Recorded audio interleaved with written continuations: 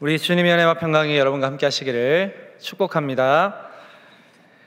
저는 오늘 설교를 준비하면서 문득 제가 오랫동안 알고 있었지만 잊고 지냈던 찬양 하나가 생각이 났습니다. 제목은 내가 꿈꾸는 그곳이라는 찬양입니다. 오늘 설교의 제목도 이 찬양의 제목에서 따왔습니다. 이 찬양은 2004년도에 발표가 되었습니다. 이 곡을 부르신 분은 배송희 목사님이라고 하시는 감리교 소속의 여자 목사님이시고요, CCM 싱어송라이터로 활동을 하셨던 분입니다. 이 목사님은 젊은이 사역에 되게 열심을 가지고 계셨던 분입니다. 이 땅에 젊은이들을 시대를 분별하고 온전한 예배자로 서서 이 대한민국의 영적 부흥을 위해서 열정으로 달렸던 그런 목사님이세요. 이분은 근데 다른 목사님과는 좀 다르게 사역을 되게 독특하게 하셨습니다. 그 중에 하나가 이 압구정동 로데오 거리 있잖아요. 거기에 지하 나이트클럽을 임대를 해가지고 거기에서 이제 디제잉 예배를 드리는 거예요. 평소에는 지하철역 또는 뭐 청년들이 많이 다니는 어떤 그런 거리에서 홀로 이제 기타 치면서 노방 찬양을 하시던 그런 분인데 20대 시절에 제가 그분을 알았으니까 그때 되게 많은 충격을 받았습니다. 저도 2009년 정도에 이 교회에서 주최하는 예배 컨퍼런스에 가서 강의도 듣고 예배도 드렸던 그런 기억이 있거든요. 그때 이제 위에서 언급한 압구정 로데오 거리에 있는 클럽에 갔던 적이 있습니다. 처음이자 마지막으로. 그 분위기가 정말 클럽이랑 똑같아요. 그래 놀랍게도 거기에서 예배를 드리고 있더라고요. 밤거리를 활보하며 다니는 그런 젊은이들에게 복음을 전하는, 그야말로 이 세상 한가운데, 화려한 세상 한가운데 우두커니 놓인 그런 교회였습니다. 특이하게도 집회 시작 전에는 들어갈 수가 없어요. 통제를 하더라고요. 그래서 밖에 줄을 서서 대기를 하고 있었습니다. 근데 그 클럽에 들어가기 위해서 크리스천 젊은이들이 이제 그 클럽의 앞에서 길게 줄을 서 있잖아요. 근데 그걸 본 난 크리스찬 젊은이들이 줄이 막 길게 서 있으니까 야, 여기 되게 유명한 클럽인가 보다 하고는 저희 뒤에 줄을 서는 거예요. 그 같이 줄을 서 있다가 이제 입장을 하는데 진짜 클럽이랑 똑같았습니다. 화려한 조명과 사이키가 막 돌아가고요. 그 스테이지에는 스모그가 쫙 깔리고요. 그러니까 순간 착각할 정도였습니다. 아니, 내가 진짜 클럽에 온 거 아닌가? 약간 그런 근데 예배가 시작되었어요. DJ가 나와서 이제 이걸 하잖아요. 비트가 팍 들어가는데 30분간 정말 저희가 찬양을 한 거예요. 비트에 맞춰서. 저희는 드럼, 뭐 피아노, 기타 이런 걸로 찬양을 하는데 거기는 비트에 맞춰서 DJ로 디제잉 워십을 하는 거예요. 그리고는 이제 찬양이 마치고 목사님의 말씀이 선포가 되는데 정말로 복음의 깊은 어떤 그런 영적인 어떤 뜨거움이 있는 그런 말씀이 선포가 되니까 우연찮게 휩쓸려 온 그 난크리스찬 젊은이들이 그 말씀을 듣고 깨지는 거예요. 깨지고 정말로 회개하고 복음을 받아들이고 무너진 삶을 다시 세우게 되는 것을 제 눈으로 봤어요.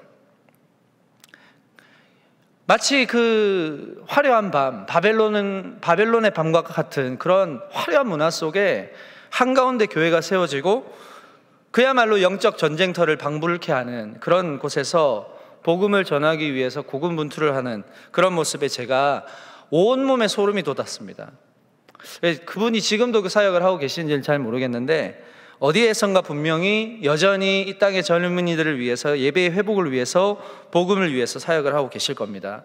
그 목사님이 부르신 곡이 내가 꿈꾸는 그곳이라는 찬양인데, 이 찬양은 이것도 참 독특하게도 2009년도에 배우 정이루 씨 알죠? 남자 배우 정이루 배우가 주연한 돌아온 일지매라는 그 드라마의 OST로 또 쓰이기도 했어요. 이 가사는 되게 서정적입니다. 그리고 메들리도 되게 서정적이라서 인기가 있었는데 그 가사에는 사랑하는 님이라는 중의적인 표현을 통해서 이제 묘사한 분이 바로 예수님이시거든요.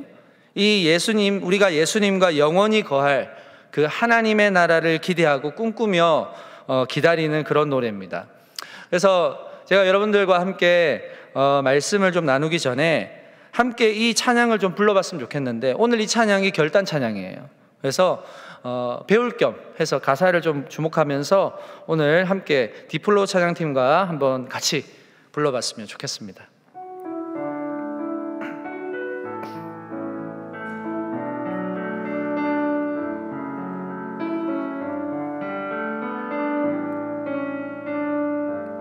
내가 꿈꾸는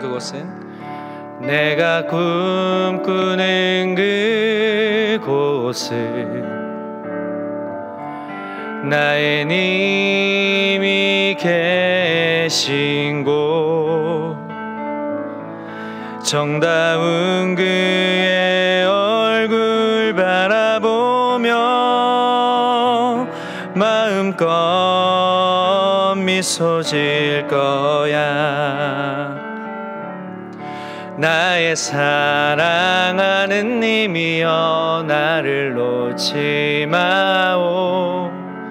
사랑하는 님이여 나의 귀에 속삭여 주오. 나를 가장 사랑하여 모든 것을 내어놓은 나의 사랑하는 님이여. 2절. 내가 꿈꾸는 그곳은 나의 님과 춤추는 곳, 정다운 그의 팔에 안기어 마음껏 웃어댈 거야. 나의 사랑하는 님이여 나를 놓지 마오. 사랑하는 님이여 나의 귀에 속삭여 주오. 나를 가장 사랑하여 모든 것을 내어놓은 나의 사랑하는 님이여. 3절입니다. 내가 꿈꾸는 그곳은 나의 님과 속삭이는 곳, 정다운 그의 손을 잡고 밤새 노래할 거야.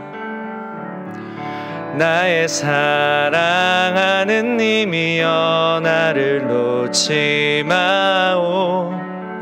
사랑하는 님이여 나의 입술의 꿀 같은 당신의 그 사랑 안에서 나를 녹여주오. 나의 사랑하는 님이여. 좋죠? 네. 나중에 한번 들어보세요. 네, 저보다 훨씬 더 좋을 겁니다. 네.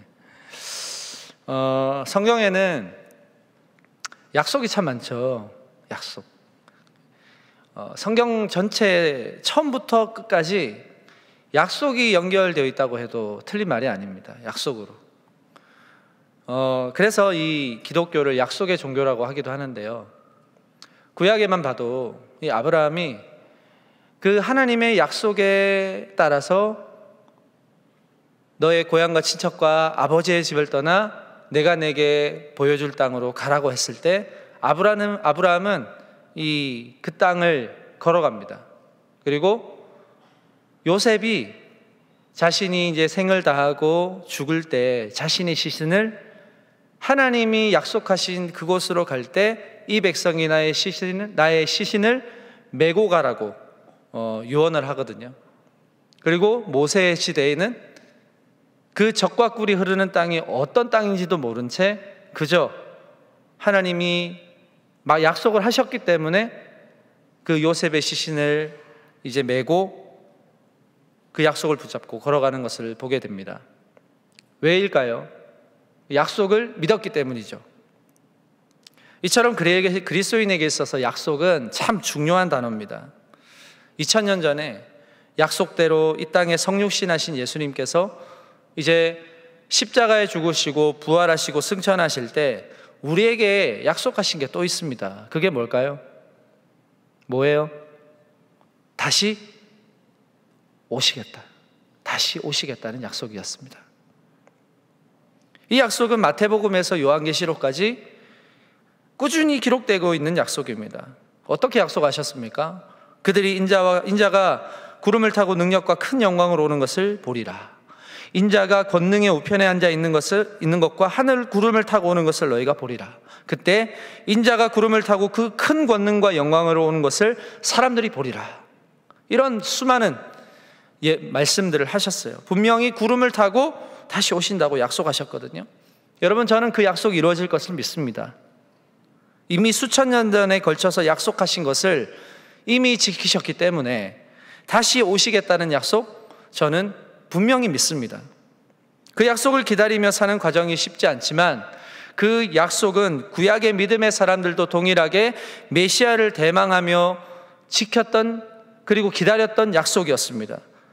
수많은 갈등과 믿음의 시험 앞에서도 그 때를 기다리며 믿음을 지켰던 사람들은 마침내 이 땅에 성육신하신 예수님을 알아봤고 그분을 구주로 섬겼어요. 그런데 율법에 매이고 외식적인 신앙으로 충만했던 사람들은 그 메시아를 알아보지 못했고 그를 영접하지 않았고 메시아로 인정하지도 않았으며 오히려 그 예수님을 십자가에 못 박았습니다. 이 둘은 무슨 차이일까요? 이 둘의 차이는 약속에 기반한 관계가 좌우했다는 것입니다. 약속을 이루어주는 존재와 약속을 기다리는 존재가 서로 긴밀한 관계 속에서 교제를 이어갔다는 것이죠. 제 아이들이 저에게 뭔가가 꼭 가지고 싶은 것이 있을 때 저에게 몰래 와서 아빠 나 이거 가지고 싶어 라고 이야기합니다. 그러면 저는 아이들이 진짜 이것이 필요한가 필요하지 않은가를 판단하고 필요하면 사주겠다고 약속을 합니다. 그리고 우리 아이들은 저를 잘 못 믿어서 그런지 아빠 손가락 걸어, 아빠 도장 찍어, 사인해, 복사해, 여기까지 합니다. 그러면 날아갈 듯이 좋아하는 거예요. 이렇게 약속을 할 수 있는 이유는 뭐예요? 아이들이 아빠를 믿기 때문이에요. 약속을 했기 때문이에요. 약속이 이루어질 것이라는 것을 기다리는 저희 아이들은 약속이 이루어질 그날을 그제서야 기쁨과 설렘으로 기다릴 수가 있는 거거든요. 저와 여러분도 마찬가지예요. 다시 오시겠다는 약속을 기다리면서 우리는 그날에 대한 확실한 기대와 소망으로 신앙의 여정을 걸어가야겠지만 결국 그 약속을 이루실 존재를 향한 믿음이 없으면 그 약속을 기다릴 수가 없는 거예요. 그 약속이 계속 의심이 되는 거예요.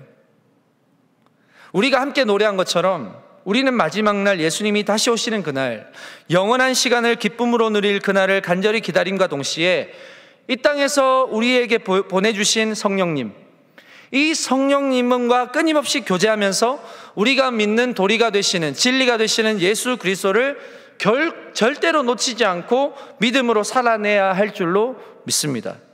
오늘 그래서 이사야 11장에 보니까 구약의 선지자 이사야가 장차 약속하신 이 메시아를 어떤 자세로 기다리고 있는지, 그분이 오시는 날에 대한 소망을 어떻게 품었는지, 백성들에게 메시아에 대한 소망을 어떻게 심어주었는지, 비록 기대할 것이 전혀 없는 시대였어요. 다 무너진 시대였어요. 그러나 이 이사야의 예언을 통해서 우리도 꿈꾸는 그날, 우리가 소망하는 하나님의 나라를 좀 더 마음에 가까이 품고 소망하는 시간이 좀 되길 바랍니다. 자, 이사야 11장은요 세상을 변화시킬 메시아에 대한 예언의 내용입니다. 오늘 본문에 보니까 이스라엘이라는 이 나무 몸통이 잘린 그루터기가 있어요. 그 줄기에서 한 싹이 날 것을 선언하고 있습니다. 여기서 싹이라는 표현이 주는 의미가 뭘까요? 싹이라는 것은 완전한 새로운 것에 대한 의미를 이야기하죠. 다시 새롭게 시작한다, 이런 의미잖아요.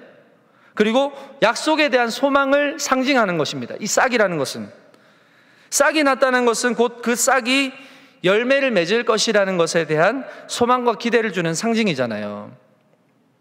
몸통이 잘려버리고 그루터기만 남은 이 나무처럼 다윗 왕조가, 유다가 망해버렸습니다. 완전히 잘려버렸어요. 이스라엘이 자기 마음대로 살았어요. 그렇게나 하나님의 말씀을 무시하며 살았더니 파국적인 심판을 맞이한 겁니다. 세대를 거듭하면서 이 하나님의 왕권보다 사람의 힘을 더 의지했고요, 공의가, 정의가 실종되고 점점 사람들의 마음에, 그들의 의식과 행동에 점점 추악함과 악함이 들어가기 시작했습니다. 가난한 자는 더 가난해지고 부한 자는 더 부해지고, 재판을 하면 가진 자들에 의해서 움직여지는 그런 사회가 되어버렸습니다. 이 이스라엘의 사랑과 정의의 공동체를 기대하셨던 그 하나님의 꿈이 완전히 깨지면서 더는 소망이 없으심을 느끼고 한탄하신 분이 바로 우리 하나님이신데, 이렇게 망가져버린 이스라엘을 하나님께서는 비로소 심판을 하시는 겁니다. 다른 이방 민족들을 일으켜 세우셔서 그들을 도구 삼아서 울창했던 그 나무와 같았던 그 유다를 완전히 잘라버리신 거예요. 그래서 그 밑둥만 남은, 그루터기만 남은 상황이 된 겁니다. 이제 이스라엘에는 소망이 없어 보입니다. 그루터기에 무슨 소망을 찾을 수가 있겠습니까? 아무도 그 소망에 대한 그 나무를 가치 있게 보지 않을 것입니다. 자, 그런데 오늘 본문에 오니까 이상한 장면을 하나님이 보여주시는데 그게 1절 말씀이에요. 1절에 이렇게 이야기합니다. 이새의 줄기에서 한 싹이 나며 그 뿌리에서 한 가지가 나서 결실할 것이요. 자, 오늘 말씀해 보니까 그 잘린 나무의 줄기에서 싹이 나고요, 그리고 그 뿌리에서 한 가지가 나고, 그리고 무려 결실한다고 말하고 있습니다. 자, 이건 여러분들도 아시다시피 다윗 왕조의 회복을 이야기하는 것입니다. 자, 그런데 다윗 왕조가 무너졌으면 다시 다윗의 뿌리에서 시작을 해야 되는 게 맞잖아요. 그런데 왜 이새의 줄기에서 싹이 난다고 이야기를 하는 것일까? 이유가 뭡니까? 여러분, 이새가 누구예요? 이새가 누굽니까? 다윗의 아버지죠. 하나님이 이 다윗의 아버지 이새로부터 하나님의 나라의 역사를 새롭게 시작하시겠다라고 하는 의지를 보여주시는 겁니다. 이게 해석상의 문제가 아니고 실제로 엄청난 차이가 있는 게 뭐냐면, 현재 여러분 유다의 왕들은 대부분 다윗의 후손들입니다. 그런데 이 다윗의 후손에서 나온 모든 왕들이 전부 하나님 앞에서 악했고 이상적인 왕이 없었어요. 세상을 새롭게 하는 왕이 없었다는 겁니다. 그러나 이제 다시 나올 왕은 이전 왕과는 다른 전혀 새로운 왕이 나올 것이다. 새로운 통치자의 등장을 말하는 것이기 때문에 이제 다윗의 줄기가 아니라 다시 이새의 줄기로부터 새롭게 시작한다는 의미예요. 자, 그럼 그 새로운 통치자는 어떤 존재일까? 자, 이사야 11장 2절 다 같이 한번 읽어보겠습니다. 시작. 그의 위에 여호와의 영, 곧 지혜와 총명의 영이요 모략과 재능의 영이요 지식과 여호와를 경외하는 영이 강림하시리니. 아멘. 자, 새로운 통치자는 이전 왕과 다르게 부분적이거나 일시적인 통치자가 아니다. 무려 3가지의 영을 받습니다. 첫째는 무슨 영이에요? 지혜와 총명의 영이에요. 이건 나라를 통치할 때 쓰임받는 영이라는 이야기예요. 그리고 두 번째는 뭐예요? 모략과 재능의 영. 이건 전쟁에 필요한 영이에요. 셋째로 지식과 여호와를 경외하는 영은 무엇입니까? 영적인 지도력에 필요한 영감이었어요. 이게 모두 갖춰진 통치자라고 하는 것입니다. 다윗도 물론 성령의 충만함을 받은 그런 통치자였지만 다시 등장할 새로운 통치자는 다윗보다 더 위대한 통치자가 나올 것이다 라는 것을 예언하는 것이에요. 이전의 통치자는 세습적인 통치자였죠. 다시 말하면 사람에 의해서 직접 세워진 통치자라는 것을 이야기합니다. 이제 다시 세워질 구원의 시대의 통치자는 사람이 세우지 않는다는 겁니다. 하나님께서 직접 세우신다는 거예요. 이 통치자가 세울 나라는 이렇다라고 설명을 하고 있는데, 자, 3절에서 5절입니다. 같이 읽어볼게요. 시작. 그가 여호와를 경외함으로 즐거움을 삼을 것이며 그의 눈에 보이는 대로 심판하지 아니하며 그의 귀에 들리는 대로 판단하지 아니하며 공의로 가난한 자를 심판하며 정직으로 세상의 겸손한 자를 판단할 것이며 그의 입에 막대기로 세상을 치며 그의 입술의 기운으로 악인을 죽일 것이며 공의로 그의 허리띠를 삼으며 성실로 그의 몸에 띠를 삼으리라. 아멘. 무너진 다윗 왕조의 왕들은 하나님을 왕궁의 정치에서 철저히 배제시켰습니다. 하나님 없이 정치한 거예요. 그러나 미래의 통치자는 어떻다고 이야기합니까? 3절에 보니까 오직 여호와를 경외함을 그의 유일한 즐거움으로 삼는다, 이렇게 말합니다. 오직 여호와께서 주시는 능력으로 이 땅을 통치한다는 이야기입니다. 그렇다 보니까 그 악하고 다 무너진 세상이 어떻게 변할까요? 공의가 살아나는 거예요. 그리고 질서가 회복되는 세상이 되는 것입니다. 자, 6절에서 8절도 같이 읽어볼게요. 6절에서 8절 같이 읽습니다. 시작. 그때에 이리가 어린 양과 함께 살며 표범이 어린 염소와 함께 누우며 송아지와 어린 사자가 살찐 짐승이 함께 있어 어린아이에게 끌리며 암소와 곰이 함께 먹으며 그것들의 새끼가 함께 엎드리며 사자가 소처럼 풀을 먹을 것이며 젖먹는 아이가 독사의 구멍에서 장난하며 젖된 어린아이가 독사의 굴에 손을 넣을 것이라. 아멘. 아주 이상적인 나라의 모습을 소개하고 있어요. 인간 사회에서 불법과 불의가 사라지고 평화와 공의가 회복되듯이 모든 자연의 섭리, 창조 질서도 회복되어지는 그런 세상을 이야기하는 겁니다. 지금까지는 내가 사람을 밟고 일어서야 평화를 누릴 수 있는 세상이었다고 하지만 이제 그런 경쟁 없이 모두가 함께 평화롭게 살아가는 세상을 말하는 거예요. 우리가 장차 경험할 나라는, 새로운 나라는 서로가 서로에게 해를 끼치지 않는 나라예요. 지금은 서로가 서로에게 해를 끼치며 살잖아요. 그런데 장차 우리가 완성되어질 나라는 이런 모든 질서가, 공의가 회복되고 서로가 서로에게 유익이 되지 해가 되지 않는 나라라는 거예요.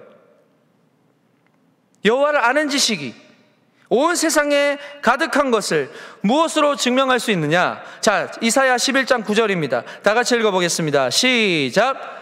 내 거룩한 산 모든 곳에 해됨도 없고 상함도 없을 것이니 이는 물이 바다를 덮음같이 여호와를 아는 지식이 세상에 충만할 것입니다. 여호와를 아는 지식이 세상에 충만하니까 이리와 어린 양이 함께 뛰놀고 어린아이가 독사의 굴에 손을 넣어도 전혀 다치지 않는 거예요. 먹고 먹히는 먹이사슬의 구조가 아니라 서로 간의 적대적인 감정이 사라지고 모두가 함께 평화롭게 공존하는 나라, 이 나라가 온다는 거예요. 이게 어떻게 가능하냐? 여호와 하나님을 알고 그분을 향한 온전한 고백을 우리가 충만하게 하고 또 그분의 말씀을 따라 순종하게 되면 세상이 그렇게 변해간다는 거예요. 지금 하나님은요, 여호와 하나님을 아는 지식으로 충만한 그 한 사람을 찾고 계세요. 이 세상을 하나님의 나라로 확장시키고 정의와 공의와 사랑을 실천하며 살아갈 그 한 사람을 찾고 계십니다. 그 한 사람이 누굴까요? 자, 저를 따라합시다. 가슴에 손을 얹고 접니다. 바로 접니다. 믿으십니까? 믿기지 않으시죠? 근데 여러분이에요. 여러분, 그 한 사람. 여러분, 모든 성경의 중심에는 하나님의 나라, 하나님의 통치의 개념이 있어요. 나 한 사람을 통해서 공동체가, 그리고 더 나가서 한 지역이, 한 사회에 하나님의 나라, 다시 말해서 하나님의 평화가 올 수 있게 하는 게 하나님의 방법이에요. 여러분을 향한 하나님의 방법이라는 겁니다. 나 한 사람은 너무나도 작죠. 보잘것없죠. 부족하죠. 그러나 나 한 사람이 여호와를 아는 지식으로 충만하여서 나의 삶의 영역에서 평화를 전하고 선포하고 또 그렇게 살아가면 일은 누가 하신다는 거예요? 하나님이 하신다는 거예요. 열매는 누가 맺어주신다는 거예요? 하나님이 맺어주신다는 거예요. 여러분 한 사람을 통해서 무섭도록 그 열매, 그 결과가 퍼져나가도록 하시는 분이 바로 우리 하나님이시라는 거예요. 내 삶의 영역 안에서 나를 통해서 참된 평화와 화목과 정의가 흐르고 있는지를 여러분 살펴보셔야 돼요. 그냥 하루하루 어쩔 수 없이 죽지 못해서 산다라는 생각으로 살지 말고 정말 나를 통해서, 하나님께서 나를 통해서 평화를 흘러가게 하시는지, 화목하게 하시는지, 나를 통해서 정의가 과연 바로 서가는지 그거 확인해 보셔야 된다는 겁니다. 왜냐? 여러분들은 그걸 위해서 부름받은 사람들이기 때문이에요. 성경을 많이 알고 있는 것으로 충분하지 않습니다. 그 하나님의 말씀을 내가 경외함으로, 내가 순종함으로 내 삶의 영역에서 그렇게 살아내고 있느냐가 백배 천배 더 중요한 거예요. 저와 여러분을 통해서 공동체와 이 세상에 하나님의 평화가 임하고 정의가 바로 서게 되기를 주님의 이름으로 축복합니다. 여러분 10절 말씀 보실까요? 10절 말씀 함께 읽겠습니다. 시작. 그날에 이새의 뿌리에서 한 싹이 나서 만민의 기치로 설 것이요 열방이 그에게로 돌아오리니 그가 거한 곳이 영화로우리라. 자, 이 내용은 무엇입니까? 이새에서 나온, 뿌리에서 나온 그 싹이 열방이 돌아오게 하는 깃발의 역할을 하게 될 것이라는 거예요. 기치라는 건 깃발을 이야기하거든요. 세상에 없던 이 공의로운 통치를 통해 이루어지는 평화의 왕국의 모습을 보고 온 열방이 모두 나와 오는 것을 상징하는 내용입니다. 이것이 바로 메시아적인 통치를 말하는 거예요. 지금 다윗 왕조는 붕괴됐잖아요. 모든 이 남유다는 완전히 몸통이 잘려져 버린 그루터기만 남은 상황이에요. 그런데 그 그루터기에서 다시 한 싹이 자라나는데 이 싹이 모든 열방을 다시금 몰려오도록 하는 평화의 깃발이 된다는 것입니다. 그 평화의 깃발이 과연 누굴까요? 예수님이시죠.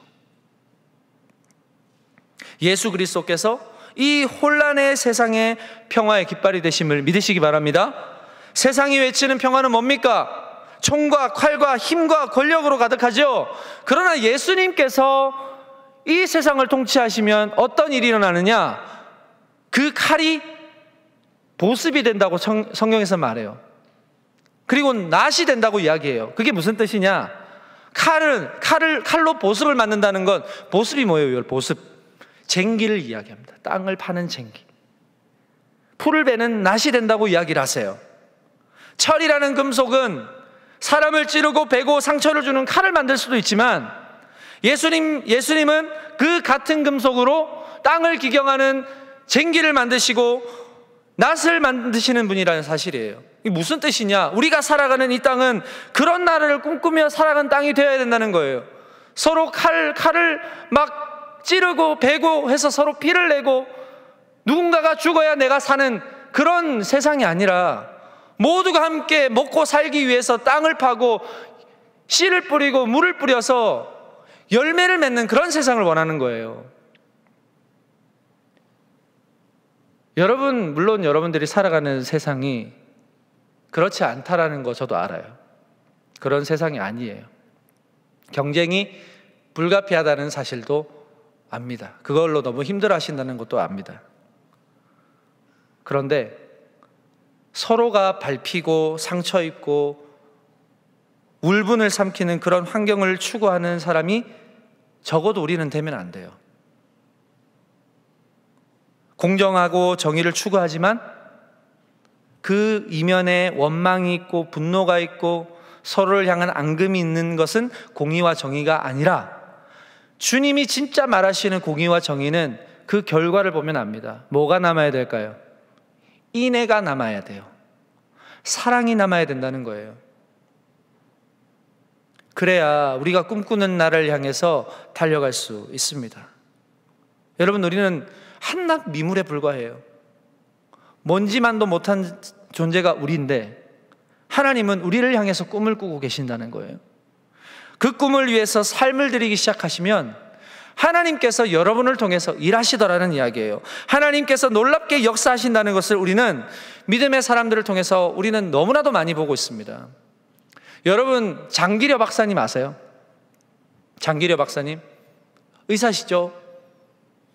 1900년대에 태어나셔서 북한에 계시다가 한국전쟁이 일어나면서 잠시 이제 월남을 하셨는데 가족들과 뿔뿔이 흩어져서 이산가족이 되었어요.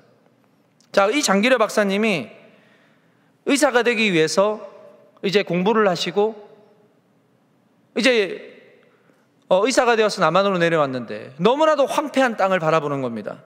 폐허가 되었어요. 돈이 없어서 의료 혜택을 전혀 받지 못하는 사람들이 너무 많은 거예요. 그때 이 장기려 박사님이 하나님께 기도하면서 만든 이 조합이 뭐냐? 의료보험 조합이에요. 의료보험을 만드신 분이에요. 그래서 우리가 지금 이런 놀라운 혜택을 받고 있잖아요. 우리 대한민국이 의료보험의 세계 넘버원 아닙니까? 의료보험을 도입하고 평생 환자들을 무상으로 돌보고 치료하셨대요. 부산에 가면 이 고신대 복음병원이라고 있는데 옛날에 그 병원을 세우고 돈이 없어서 병을 고치지 못하는 우리 환자들을 오히려 자신의 사비를 털어서 치료를 하셨대요. 그 평생 옥탑방에 사셨대요. 그러면서 병으로 삶이 망가진 사람들에게 새로운 생명과 살아갈 소망을 안겨준 이 위대한 의사 장기려 박사님이신데, 이분의 별명이 있는데 바보예요. 바보 장기려예요. 바보 장기려. 정말 바보처럼 자신의 소명에 최선을 다하고 환자들에게는 대가를 바라지 않고 환자들을 돌보았기 때문에 바보라는 소리를 듣는 거예요. 여러분, 세상적으로는 바보 같고 세상 물정 전혀 모르는 멍청이라고 불릴 수 있는데, 그가 그렇게 할 수 있는 이유는 무엇일까? 이 땅에 하나님의 나라의 정신, 세상을 사랑하고 자기를 내어주는 헌신이 있다면 이곳에 하나님의 나라가 임할 것이라고 믿었기 때문이에요. 아무나 할 수 없는 일이죠. 그죠? 맞아요. 아무나 할 수 없는 일이에요. 그런데 저는 이 자리에 있는 여러분들이 아무나가 아니라고 저는 믿습니다. 아무나가 아니에요. 옆에 사람 보세요. 한번 보세요. 아무나예요? 한번 축복하십시오. 당신은 아무나가 아닙니다. 그럼 뭐라고 대답해야 돼요? 당신은 특별한 사람입니다. 믿으십니까? 왜 여러분들이 아무나가 아닌 줄 아세요? 여러분, 하나님의 나라가 어떠한 나라인지를 아시잖아요. 하나님의 나라를 경험하시잖아요. 그죠? 여러분을 통해서 사랑이 선포되고 평화가 생겨나며 정의가 바로 서게 되는 그 현장을 바라보잖아요. 하나님의 나라를 경험하시잖아요.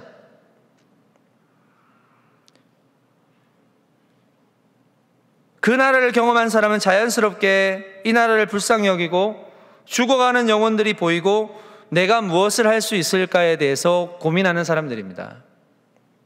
이 땅에서 무소불위의 권력을 휘두르고 돈으로 이불을 만들어서 덮은들, 그게 무슨 소용입니까, 여러분? 이 땅에서 하나님의 나라를 경험하지 못하면 절대로 우리가 주님 다시 오셨을 때 회복될 완전한 나라를 우리가 꿈꿀 수나 있을까요? 절대 그럴 수 없습니다. 기대도 안 되고 그냥 이 땅에서 그저 좋은 거예요. 이 땅에서 누리는 게. 우리가 사랑하는 이 땅에서 그 나라를 향한 그림자 또는 모형이라도 경험해야 그 나라가 궁금하기라도 할 거 아니에요. 근데 그 나라가 궁금하십니까, 여러분? 왜 안 궁금한지 아세요? 이 땅에서 그 나라를 경험하지 못하기 때문에. 저는 여러분들이 이 예배 자리에서 하나님의 나라를 경험할 수 있다고 저는 믿어요. 왜냐하면 이 예배는요, 우리가 먼 훗날 하나님이 예수 그리스도께서 다시 오셔서 모든 육체가 다 일어나서 영원한 하나님의 나라에 거할 때 우리는 매일 예배 드릴 거예요. 천상의 예배를 드릴 거예요. 우리가 드리는 이 예배는 천상의 예배의 그림자에 불과하지만 이 예배를 통해서 하나님은 하나님의 살아계심과 우리를 사랑하신다는 그 음성들을 들려주시고 우리에게 비전을 부어주시고 이 땅을 살아가게 할 힘과 용기를 부어주시는 시간이잖아요. 여기에서 하나님 나라를 경험하셔야 돼요. 그럼 우리가 어떻게 해야 될까요? 여기에 최선을 다하셔야 돼요. 예배에 최선을 다하셔야 돼요. 그냥 1시간 이거 아무것도 아닌 게 아니에요, 여러분. 정말 여러분, 이 예배가 하나님 나라의 모형이에요. 이 예배에서 받을 은혜와 이 자리에서 누릴 하나님의 영광은 비록 완전한 하나님의 나라의 모형과 그림자에 불과하지만 이거 경험하지 못하면 더 나은 하나님의 나라, 우리가 소망하는 그 나라를 경험하지 못해요. 얼마나 안타까운 현실이에요. 저와 여러분이 이 땅에 임한 하나님의 나라, 우리가 꿈꾸는 그 나라를 위해서 이 세상에서 해야 될 일은 뭐냐? 예수님을 닮아가는 것밖에 없어요. 예수님을 닮아가고 예수님처럼 사는 것밖에는 방법이 없어요. 제가 다른 것도 다 찾아봐도 이것밖에는 방법이 없어요. 여러분, 뭘 하시겠어요? 예수님을 따르는 거, 예수님처럼 살아보는 거, 예수님의 마음을 품는 거, 이거 아니고는 우리가 꿈꾸는 나라를 향해서 나아갈 다른 방법이 없어요. 여러분, 공부를 더 하시겠어요? 아무런 방법이 없는 거예요. 마태복음 16장 24절에서 이렇게 말하죠. 이에 예수께서 제자들에게 이르시되 누구든지 나를 따라오려거든 자기를 부인하고 자기 십자가를 지고 나를 따를 것이니라. 자기를 부인하고 자기 십자가를 지는 겁니다. 자기 부인이 뭐예요? 내 자랑보다 하나님의 은혜를 자랑하는 게 자기 부인이에요. 나의 공로 아무것도 없습니다. 오직 은혜밖에 없습니다. 이게 자기 부인이에요. 여러분, 뚜껑 열면 하나님의 은혜밖에 없는 게 자기 부인이에요. 하나님의 뜻을 구하라는 것입니다. 세상에 으뜸이 되지 말고 세상을 섬기는 사람이 되라는 것입니다. 저와 여러분 모두에게는 야망이 있습니다. 다 잘되고자 하는 야망이 있습니다. 그런데 잘되고자 하는 야망을 이루려면 세상적인 논리로는 어떻게 해야 돼요? 남보다 뛰어나야 돼요. 그렇죠? 그러나 이 과정이 순탄합니까?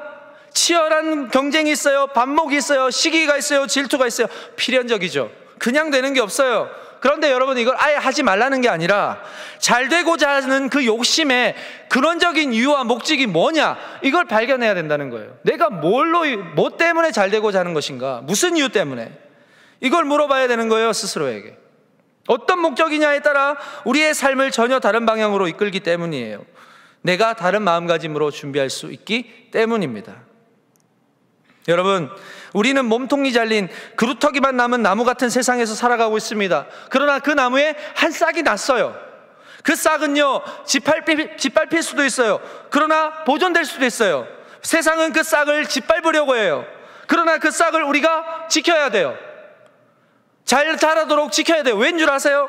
그 싹은 나중에 모든 이들이 풍족하게 먹을 수 있는 열매로 맺혀질 나무이기 때문에 우리가 그 싹을 지켜야 돼요. 그 싹의 존재가 무엇인지를 알도록 우리가 전해야 돼요.